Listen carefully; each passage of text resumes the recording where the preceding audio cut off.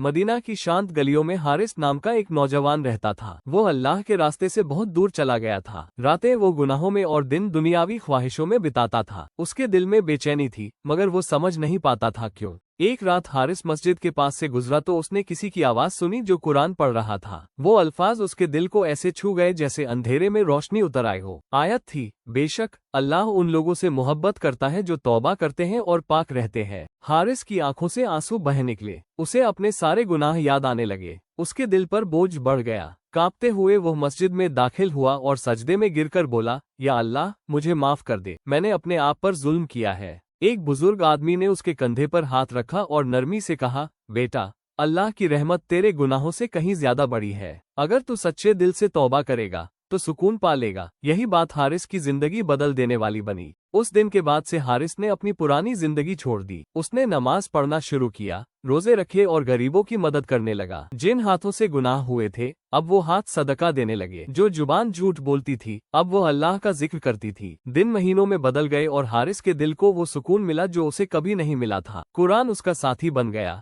मस्जिद उसका घर। उसे समझ आया कि तौबा सिर्फ रोना नहीं, बल्कि अमल करना है, सच्चे दिल से अल्लाह की तरफ लौटना है। एक दिन हारिस ने एक नौजवान को वही गुनाह करते देखा जो वो खुद किया करता था। उसने गुस्सा नहीं किया, बल्कि मुस्कुरा कर कहा, भाई, मैं भी कभी तेरी तरह था, लेकिन अल्लाह ने मुझे माफ कर दिया। तू भी आज ही तौबा कर ले।